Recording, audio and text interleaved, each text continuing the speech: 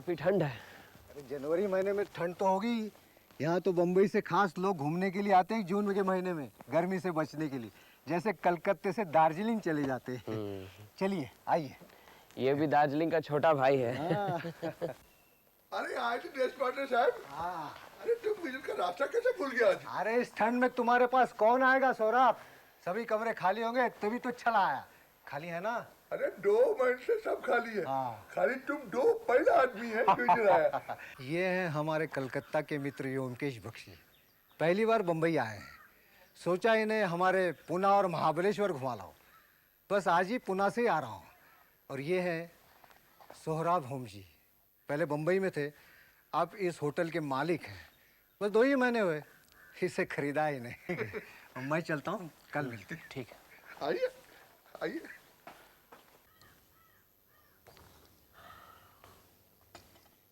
तुम बंगाली है ना, पर तुमको जानकर ये ताज्जुब होगा कि 2 महीना पहला इस होटल का मालिक भी बंगाली होता। क्या कह रहे हैं? बंगाली ने इतनी दूर आकर होटल खोल लिया? जी हाँ, लेकिन उसका एक और पार्टनर होता, गुजराती। आप तो बम्बई के रहने वाले हैं, तो यहाँ इतनी ठंड में क्या कर रहे हैं? होटल तो खाली है। फिलहाल खाली है, पर मार्च महीने के बाद में लोगों का आना जाना शुरू हो जाता है। उससे पहले सब सज धज के ये रखना पड़ता ना। और फिर इतना बड़ा एरिया, इसकी भी तो देखभाल करनी पड़ती है ना। चले देखे? चलो चले।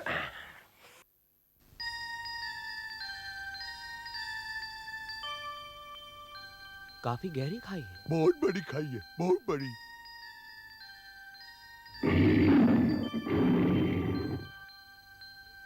ये आवाज कैसी है? ये शेर की आवाज है। यहाँ क्या शेर भी है? हाँ, यहाँ शेर, चीता, लकड़बग्गा, लोमड़ी सभी रहते हैं। ये शेर की आवाज जो तुमने सुनी ना, उसे इंसान के खून का चस्का लगा हुआ है, इसलिए जगह छोड़ के नहीं जाता। अच्छा, ये शेर कहीं ऊपर तो नहीं आते? अरे नहीं नहीं, ये जंगल से बाहर नहीं निकलता। शेर इंसान को खाता जरूर है, लेकिन सबसे ज्यादा डरता भी उससे है। आपने सर्कस में नहीं देखा? इस शेर ने कितने आदमियों को खाया है? मैं तो सिर्फ एक के बारे में जानता हूँ। बड़ी दिल दहलाने वाली कहानी है। अच्छा, क्या कहानी है? कहानी नहीं, ये सत्य घटना है।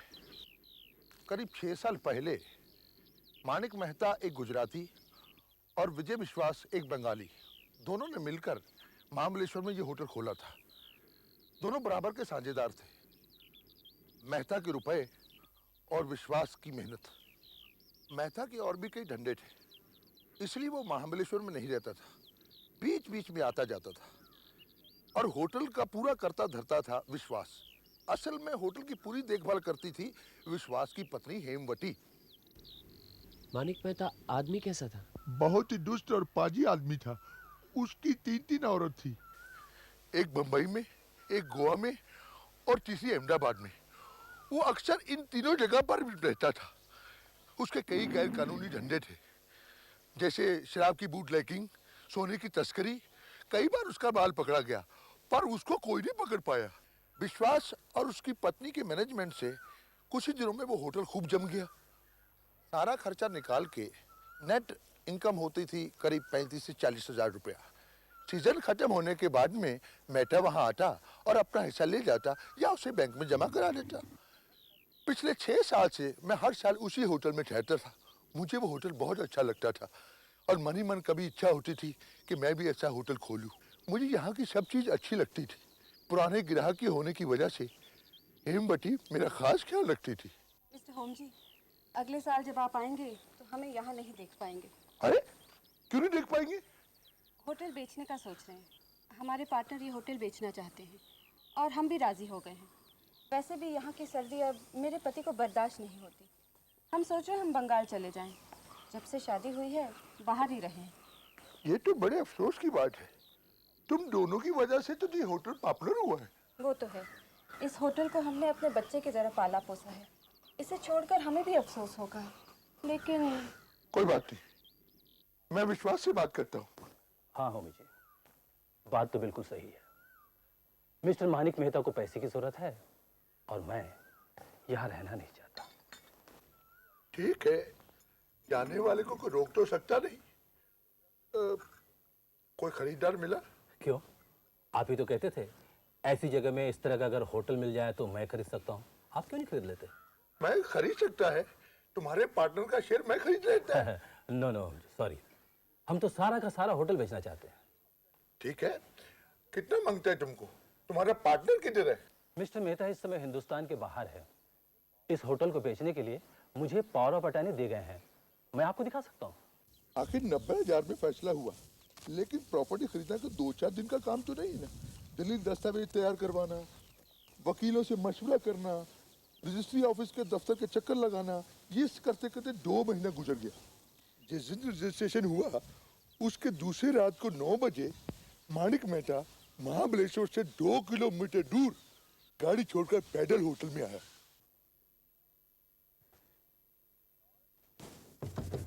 कौन? मैं मानिक भाई, खोलो। आइए मानी भाई, आइए आइए बैठिए। आप गाड़ी नहीं लाए? नहीं, गाड़ी मैं महाबलेश्वर के बाहर छोड़कर आया हूँ। होटल का सौदा हो गया? हाँ हो गया।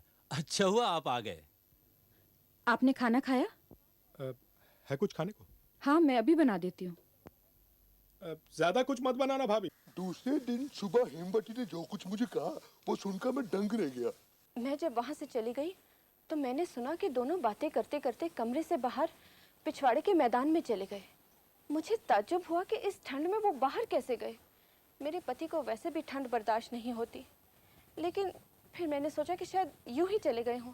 मुझे बिल्कुल भी शक नहीं हुआ कि कुछ गड़बड़ हो सकती है। अचानक एक चीखने की आवाज़ आई। मेरे पति की चीखने की आवाज़ थी। मैं घबराकर बाहर भागी तो मैंने देखा कि मानिक मेहता तूफान की तरह दौड़ता हुआ मेरी तरफ आ रहा था।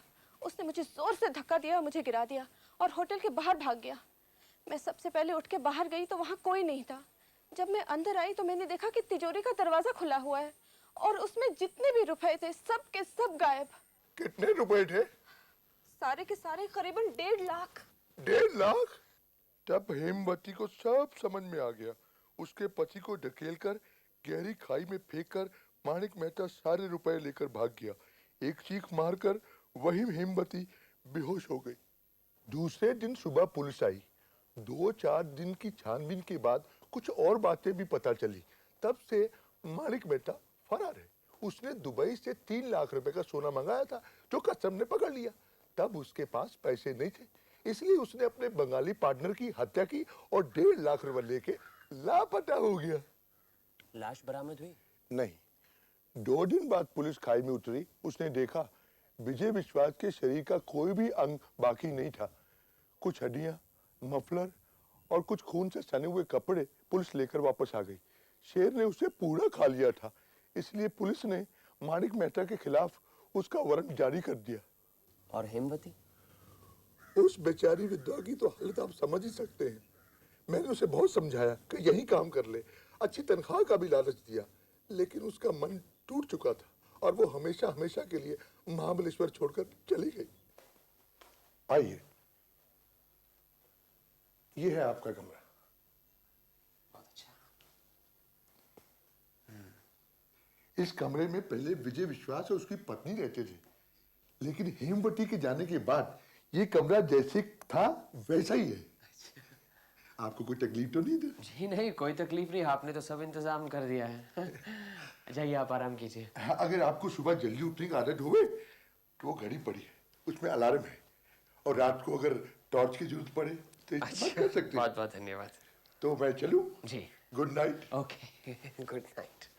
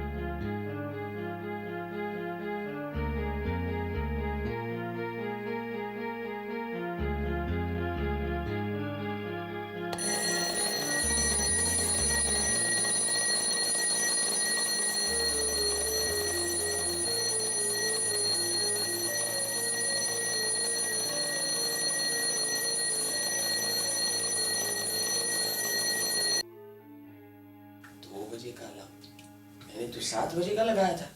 पहली रात नींद तो ठीक से आई ना? वो तो ठीक थी, लेकिन आपका जो टाइम पीस है क्या वो जब चाहे बज उठता है? नहीं तो क्यों? कल रात को 2 बजे ही बज उठा और मैंने अलार्म 7 बजे का लगाया था। अरे टाइम पीस है, खराब हो गया होगा। मेरे पास दूसरा भी है, मैं बदली कर देगा। नहीं नहीं, उसकी कोई जरूरत नहीं, मैंने तो यूं ही लगा लिया था। वैसे तो जरूरत नहीं, बस पड़ा था लगा लिया। अरे आइए आइए देश पांडे साहब। आओ आओ। अरे सखाराम, एक चाय लाओ रे। अरे नहीं नहीं सोरा, मुझे चाय नहीं चाहिए। चाय पी क्या? बोलो क्या चल रहा है? अरे कुछ नहीं देश पांडे, मैं विजय विश्वास की मौत के बारे में इनको बता रहा था। अरे वही जिसको शेर खा गया। अच्छा अच्छा, बस यही बात मुझे आखिर थी। अभी व्योमकेश जी आप ही बताइए, क्या शेर मुर्दे को खा सकता है? भाई गोश्त ताजा है या बासी, इससे शेर को क्या फर्क पड़ता है? ये बात नहीं व्योमकेश, सवाल ये है, नंबर 1, विजय विश्वास काफी ऊंचाई से नीचे गिर पड़ा। वो खुद गिरा या उसे किसी ने धकेला, जो भी हो वो गिरते ही मर गया। फिर घूमते घूमते शेर चला और देखा तो डिनर तैयार।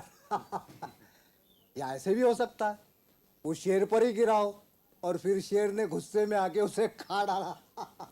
ये भी हो सकता है। नंबर 2, विजय विश्वास का हमारे बैंक में एक अकाउंट था। जिस रात उसकी मौत हुई उसी दिन उसने अपना अकाउंट बंद कर दिया। क्यों?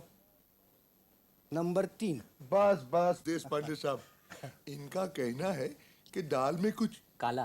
काला है। मैंने लाख समझाया कि जब दोनों ने अपना होटल बेच दिया है तो जाहिर है दोनों महाबलेश्वर छोड़कर चले गए होंगे और इसलिए अपना अकाउंट बंद कर दिया होगा। लेकिन मेहता ने तो अपने रुपए नहीं निकाले। आज भी उनके अकाउंट में 20,000 पड़े हैं। अरे पढ़े हैं तो एक दिन आके निकाल के ले जाएगा। निकालेगा कैसे? पुलिस न पकड़ेगी उसे। आपका क्या ख्याल है? मेरी थियरी कुछ अलग है। मेरा ख्याल है ये मेहता और हेमवती की मिली भगत है। आपने हेमवती को देखा नहीं, बड़ी चटकदार औरत है, और वो मेहता रुपए पैसे वाला। और उधर वो बंगाली विश्वास कड़का, दोनों ने मिलकर बंगाली विश्वास को रास्ते से हटा दिया। हेमवती जरूर मेहता के साथ कहीं रहती होगी। पर मेटा की तो 3 औरत पहले से है, चौथी किधर रखेगा? अरे बाबा जी, जिसे 3 बीवियों को पालने का शौक है उसके लिए चौथी या 5वीं क्या परेशानी। व्योमकेश, ये हमारे होमजी बाबा आज भी बैचलर, इन्हें ये सब त्रिया चरित्र कुछ नहीं मालूम। अच्छा, ये हेमवती अब कहाँ है? पता नहीं, और मानिक मेहता अब कहाँ होगा, कुछ मालूम है? किसी को भी मालूम नहीं। दोनों की कोई तस्वीर या फोटो है आपके पास? जब भी होटल नया नया शुरू होता तब एक ग्रुप फोटो होती जिसके अंदर में हेमवती, विजय विश्वास और मानिक मेहता का फोटो होता, पर अब उसका भी मालूम नहीं किधर है। आप ही बताइए व्योमकेश, आपको क्या लगता है, मेरा अंदाज सही है या गलत? ऐसे कुछ पॉइंट जरूर हैं जो कि शक की तरफ इशारा करते हैं। जैसे कि यहाँ से मानिक मेहता कहाँ गया, हेमवती कहाँ गई। आज भी मानिक मेहता के अकाउंट में 15-20 हज़ार रुपए क्यों हैं, है ना? और जिस रात विजय विश्वास की मौत हुई उसी दिन उसने अपने बैंक का अकाउंट बंद कर दिया। छानबीन तो होनी चाहिए, शक की कोई गुंजाइश नहीं रहनी चाहिए। That's it. Thank you very much Byomkesh. आपकी तारीफ झूठी नहीं है।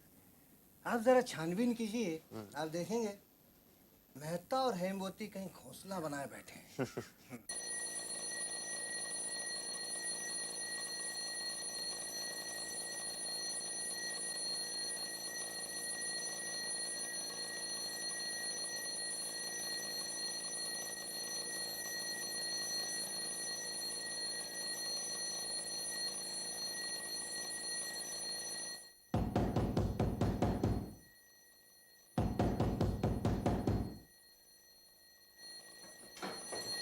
क्या बात है मिस्टर बख्शी?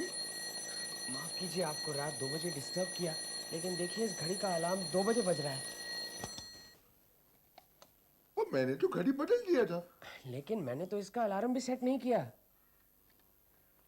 कहीं आप मुझसे मजाक तो नहीं कर रहे? मुझे डराने के लिए तो नहीं आपने ये? क्या बात करते हैं मिस्टर बख्शी, ये भी कोई मजाक है किसी को रात को 2 बजे उठाने का? अच्छा, कोई बात नहीं, चलिए सो जाते हैं, कल इसका मुआयना करवाते हैं। Please don't mind. Good night. Good night.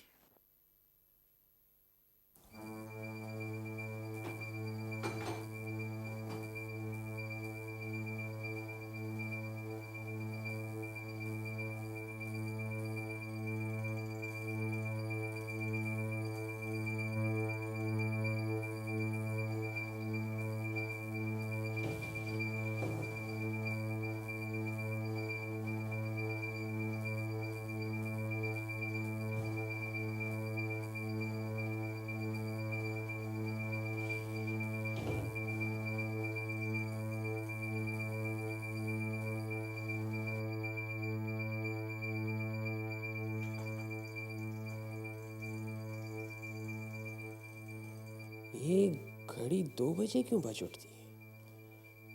इसी कमरे में विजय विश्वास और उसकी पत्नी भी रहती थी। विजय का खून हो गया, कहीं उसकी प्रेत आत्मा तो यहाँ मंडरा नहीं रही? और फिर विजय ने उसी दिन अपने बैंक का अकाउंट क्यों बंद कर दिया? फिर मानिक मेहता कहाँ गायब हो गया? क्या हेमवती सचमुच खराब औरत थी? अपने पति को भी मरवा दिया? यकीन तो नहीं होता। दोनों का फोटो भी गायब है। मनुष्य का चरित्र भी अजीब है, लेकिन कहीं कुछ गड़बड़ जरूर है। Mister Bakshi, mister Bakshi, mister Byomkesh. Good morning. Good morning. क्या बात है? मैं हाँ? 10 बजने को आया। 10 बज गए? हाँ, तुम बाहर नहीं आया, हम समझा जाने क्या बात है। हम बोले तुम्हारा तबीयत तो ठीक है ना? नहीं, नींद ही नहीं खुली। अलार्म नहीं लगाया होगा? अरे अलार्म तो सही सलामत अलमारी में है, उसे कपड़ों में दबा कर रखा है कि कहीं बज उठे तो नींद कम से कम खराब ना हो। अच्छा, उसे भी लेते आना। आ जाओ, आ जाओ।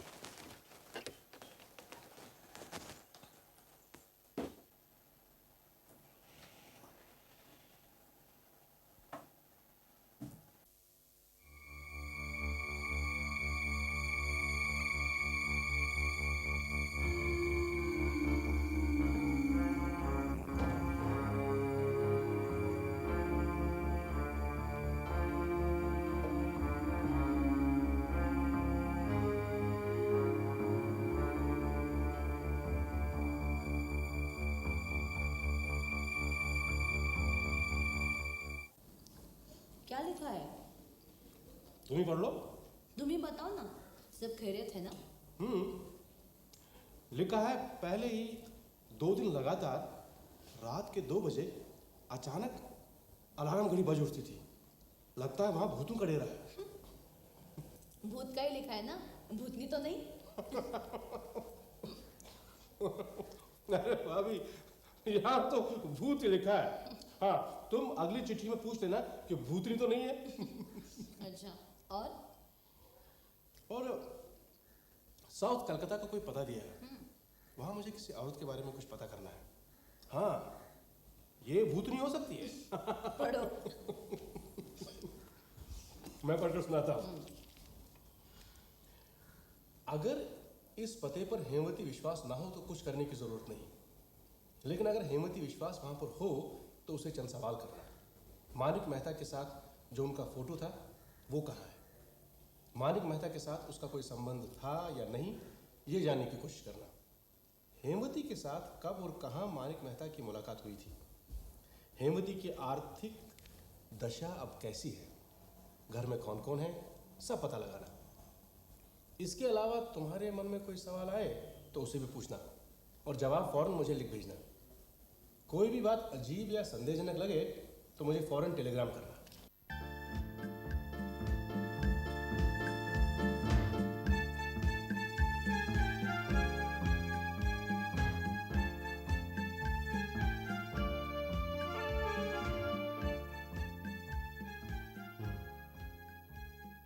सुरेश, तुम एक काम करो, तुम उस पेड़ के पास खड़े रहो। ठीक है।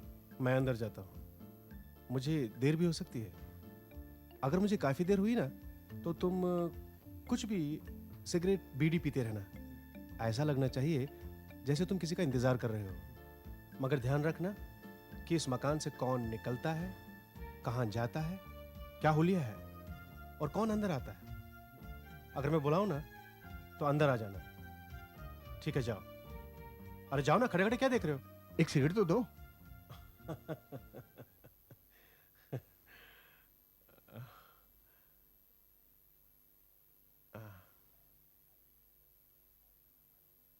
आइए बैठिए। मालकिन नहा रही हैं, बस आती ही होंगी।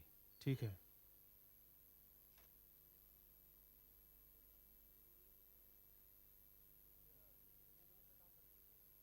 तुम यहाँ कितने दिनों से काम करते हो? नया हूँ सरकार, करीब 1 महीना हुआ है। कहाँ के रहने वाले हो? जी, फरीदपुर का हुजूर। यहाँ कलकत्ता में कितने दिनों से हो? जी, कलकत्ता करीब 3 साल हो गए हुजूर। अच्छा अच्छा अच्छा।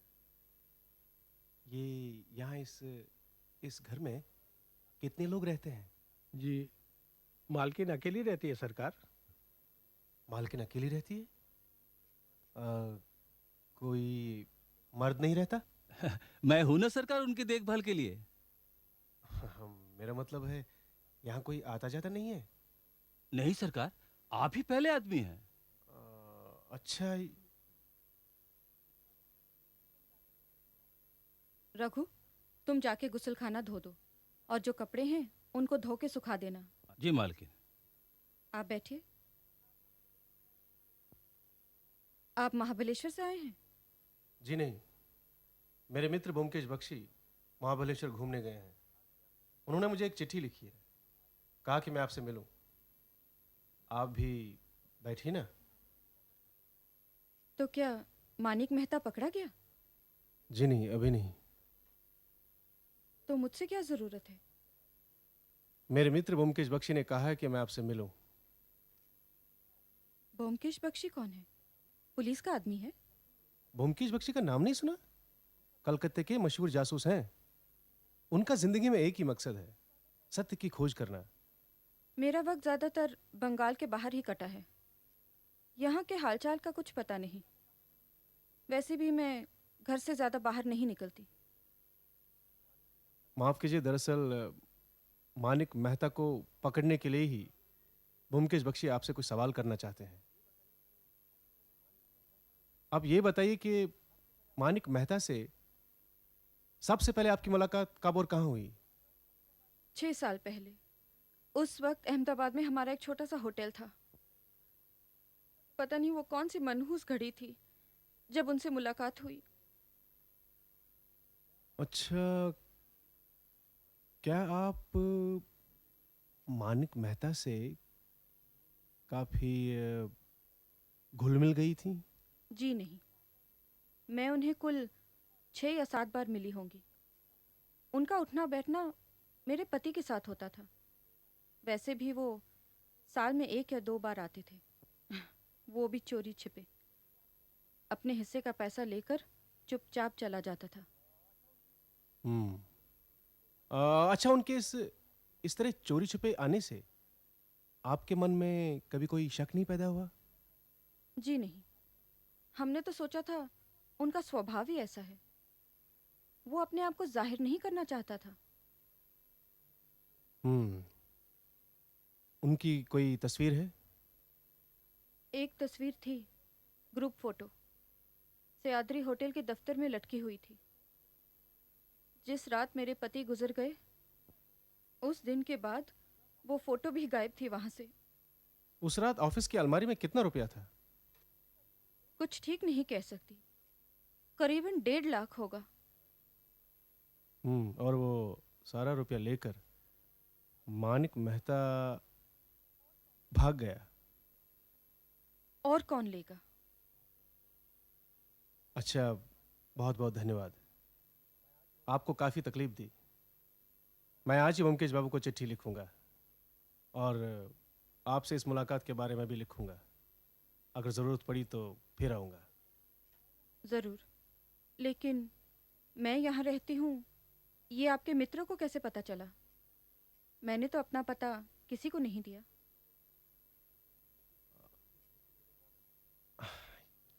ये तो मुझे नहीं मालूम, लेकिन मुझे पता ब्योमकेश बख्शी ने दिया था। नमस्ते।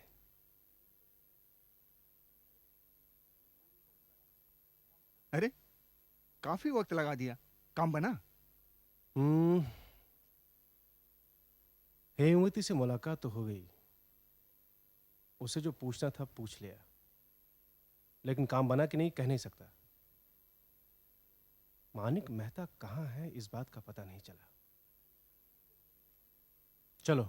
जी।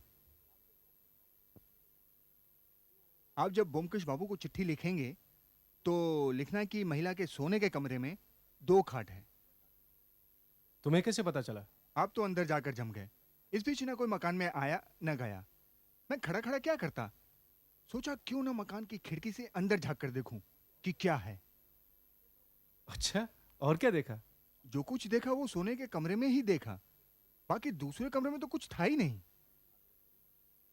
2 खाट? 2 खाट तो थे ही, साथ में एक कमरे में लोहे की अलमारी भी है, जिसे वो दाढ़ी वाला नौकर खोलने की कोशिश कर रहा था। तुम्हें पक्का यकीन है कि वो नौकरी था? उसके अलावा घर में और कोई मर्द नहीं है। देखो टैक्सी आ रही है, शायद खाली है। टैक्सी! अरे तुम्हारी चिट्ठी मिलते ही चला आया, एरोप्लेन से आया हूँ। चलो चलो फौरन निकलना है। अरे पूटीराम जरा सामान अंदर रख दो तो। चलो चलो चलो।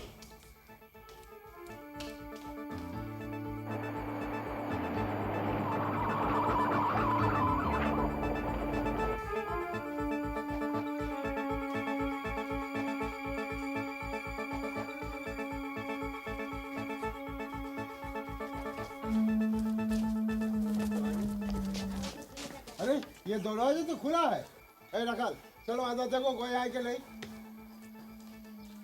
मुझे नहीं लगता कोई है, वरना इस तरह खिड़की दरवाजे खुले छोड़कर नहीं जाते। सर कोई नहीं है। हाँ? लगता है चिड़िया उड़ गई। चलिए सर। अब बताओ ना क्या बात है। पहले मैं अजीत से 2-4 सवाल पूछूंगा। पहला ये कि उस रात को मानिक मेहता विजय विश्वास का खून करने उसे खाई के नजदीक क्यों ले गया? और विजय विश्वास अंधेरी रात में यूं ही खाई के नजदीक उसके साथ क्यों चला गया? अब खाई में फेंकने के लिए खाई के नजदीक नहीं ले जाएगा क्या? अच्छा। अब विजय विश्वास उसके साथ क्यों गया ये नहीं मालूम। दूसरा सवाल, उसी दिन विजय विश्वास ने अपने बैंक के अकाउंट से सारा पैसा निकालकर अकाउंट बंद कर दिया, क्यों? क्या मालूम। तीसरा सवाल, मानिक मेहता के अकाउंट में अब भी 20,000 रुपए हैं, क्यों? अरे भाई, मानिक मेहता कहीं छुपा बैठा है, अगर वो कहीं पैसे लेने आएगा तो पकड़ा नहीं जाएगा। हाँ, अच्छा।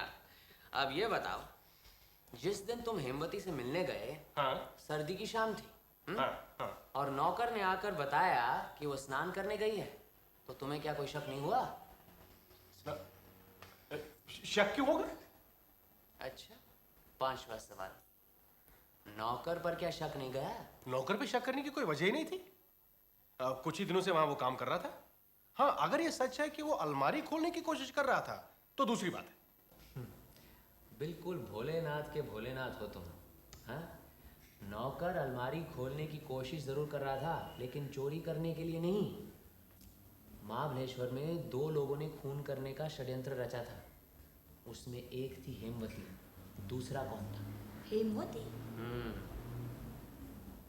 दूसरा मानिक मेहता के अलावा और कौन हो सकता है? यही तो धोखा है, बहुत बड़ा धोखा। हेमवती ने षड्यंत्र रचा अपने पति के साथ, मानिक मेहता के साथ नहीं। हाँ, हेमवती में और जो कोई भी दोष हो, लेकिन पतिव्रता थी, इसमें कोई शक की बात नहीं। ये तुम क्या कह रहे हो? अब जो कुछ भी कह रहा हूँ ध्यान से सुनो। जब होम जी ने अपनी कहानी सुनाई तो मुझे कुछ जमी नहीं। मुझे लगा ज़रूर कहीं कुछ गड़बड़ है। मानिक मेहता विजय विश्वास को खाई के नज़दीक क्यों ले गया? और विजय विश्वास जो कि ठंड से घबराता था, बाहर ठंड में क्यों निकल पड़ा? उसी दिन उसने बैंक से सारा पैसा क्यों निकाला? अगर कोई निकालता तो मानिक मेहता होना चाहिए ना। फिर उस दिन होटल के कमरे की अलमारी में मुझे एक कागज़ का टुकड़ा मिला। उस पर कलकत्ते की उपनगरी का एक पता लिखा हुआ था। तब बात कुछ समझ में आई, लेकिन जब तुम्हारी हेमवती से भेंट की चिट्ठी मिली ना, तब मामला साफ हो गया। मैंने वहाँ के इंस्पेक्टर आप्टे को सब बता दिया। उन्होंने आगे कलकत्ता पुलिस को इत्तला दी और फिर उन्होंने मेरे एरोप्लेन में यहाँ आने का बंदोबस्त कर लिया। अब ये बात तो साफ है कि हेमवती और विजय विश्वास आज भी फरार है, लेकिन किसका खून हुआ है और खूनी कौन है, इस बात का पता चल गया। कैसे पता चल गया? मुझे तो कुछ समझ में नहीं आया। बताओ ना सचमुच, क्या हुआ था? अब सच क्या है ये तो हेमवती और विजय विश्वास ही बता सकते हैं, लेकिन एक ना एक दिन जरूर पकड़े जाएंगे, इसमें कोई शक नहीं। फिर पता चलेगा। अब जो कुछ भी हुआ वो कुछ इस तरह है। पिछले साल मानिक मेहता का गैर कानूनी सोना कस्टम वालों ने पकड़ लिया, लेकिन वो पुलिस से बच निकला। अब इतना सारा सोना उसका पकड़ा गया था, कंगाल हो गया। अब उसके पास एक ही पूंजी बची थी, महाबलेश्वर का सह्याद्री होटल। सो उसने फैसला किया कि वो होटल को बेच देगा। नगद पैसों की ज़रूरत थी। अब सवाल ये उठता है कि पैसे अगर होटल बेचकर मिलते तो पैसे कौन लेता? मानिक मेहता या फिर विजय विश्वास भी? जहाँ तक मुझे ख्याल है, मुझे लगता है कि जब होटल खरीदा होगा तो सारे पैसे मानिक मेहता ने दिए होंगे, इसीलिए पैसे तो मानिक मेहता को मिलने चाहिए ना। लेकिन मुझे लगता है कि मानिक मेहता ने इस बार सारे पैसों पर अपना हक जताया होगा। उधर हेमवती और विजय विश्वास दूसरा खेल खेल रहे थे। उनका स्वभाव अपराध की तरफ झुका हुआ था, इसमें कोई शक नहीं। वो चाहते थे कि सारा पैसा हड़प लें। हाँ, मानिक मेहता पुलिस की नज़रों में अपराधी था, इसमें कोई शक नहीं। इसीलिए उन्होंने सोचा कि अगर वो सारा दोष मानिक मेहता के सर मढ़ देंगे तो कोई शक नहीं करेगा। फिर कलकत्ते की उपनगरी में मकान का बंदोबस्त उन्होंने कैसे किया ये तो मुझे पता नहीं। हाँ, पता लगाया जा सकता है, लेकिन वो बात की बात है। मकान का पता हेमवती ने एक छोटे से कागज़ के टुकड़े पर लिख डाला और फिर उस कागज़ के टुकड़े को उसने अलमारी में रख दिया ताकि पता उसे याद रहे। लेकिन पता तो उसे खैर थोड़े दिनों बाद जुबानी हो गया था, लेकिन वो कागज़ का टुकड़ा अलमारी में भूल गई थी और यही उसकी सबसे बड़ी भूल थी। फिर एक रात किसी को कोई शक न हो, कोई जान न पाए, मानिक मेहता अपनी गाड़ी महाबलेश्वर के बाहर छोड़कर पैदल सह्याद्री होटल की तरफ निकल पड़ा। आइए मानिक भाई, आइए बैठिए। आप गाड़ी नहीं लाए? नहीं, गाड़ी मैं महाबलेश्वर के बाहर छोड़ आया। अच्छा। होटल का सौदा हो गया? हाँ, हो गया। अच्छा हुआ आप आ गए। आपने खाना खाया? है कुछ खाने को? हाँ, मैं अभी बना देती हूँ। ज्यादा कुछ मत बनाना भाभी, आज रात मैं यहीं रहूंगा। अच्छा। कल चला जाऊंगा। पैसे मिल गए? हाँ, निकालो। नहीं नहीं नहीं, कल ले लूंगा।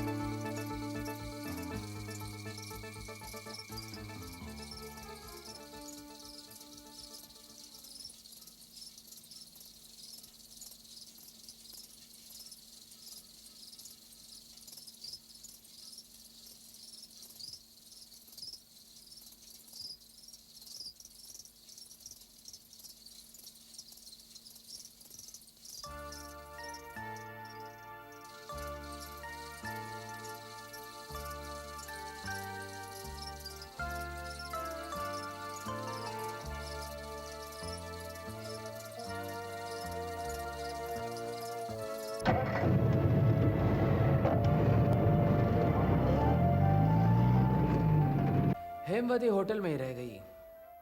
लड़की है हिम्मत वाली, सब कुछ संभाल लिया। एक ही साक्षी थी, उसने जो कुछ कहा पुलिस को मानना पड़ा, ना मानने की तो गुंजाइश थी नहीं। और फिर मानिक मेहता तो पहले से ही अपराधी था। फिर विजय विश्वास और हेमवती कलकत्ते की उपनगरी में रहने लगे। रुपया पैसा तो उनके पास था ही, चाहते तो ऐशो आराम से शहर में रह सकते थे, लेकिन उन्होंने ऐसा नहीं किया। बड़े होशियार थे। फिर जब तुम हेमवती से मिलने गए और तुमने महाबलेश्वर का जिक्र किया तो चौंकी तो होगी, लेकिन घबराई नहीं। उसने अपना प्लान शुरू किया। वहाँ तुम्हें बैठक में बिठवा कर खुद गुसलखाने में चली गई और विधवा का वेश धारण किया। तुम्हें तो ये बात खटकनी थी अजीत। अरे जाड़े के मौसम में क्या कोई स्नान करने जाता है? फिर जब तुमने मेरा जिक्र किया वो सब भाप गई। उधर रमेश ने देखा कि सोने के कमरे में 2 खाट हैं और ये भी देखा कि नौकर अलमारी खोलने की कोशिश कर रहा है। जब मैंने तुम्हारी चिट्ठी में ये 2 बातें पढ़ी तो मैं भी सब जान गया और यहाँ चला आया, लेकिन तब तक दोनों निकल भागे थे। उस दिन तुम्हारे जाने के बाद वो समझ गए थे कि उनका यहाँ रहना ठीक नहीं है, इसलिए रुपया पैसा लेकर गायब हो गए। भाई अब मैंने पुलिस को तो सब कुछ बता दिया है, हुलिया भी बता दिया है। चोरी एक न एक दिन तो जरूर पकड़ी जाती है, सो ये भी दोनों पकड़े जाएंगे। सब तो समझ में आ गया, लेकिन मुमकेश, वो रात के 2 बजे घड़ी का अलार्म, वो कुछ अरे जब घड़ी की जांच की तो पता लगा कि घड़ी ही खराब थी। दूसरे दिन बदली ही नहीं, वो सखाराम घड़ी बदलना भूल गया। और विजय विश्वास तो हेमवती के साथ नहीं था, वो कहाँ रहता था? घर में तो सिर्फ एक नौकर था। हाँ, रघु। हे भगवान, इतना भी नहीं समझ पाए? अरे वो नौकर रघु ही विजय विश्वास था।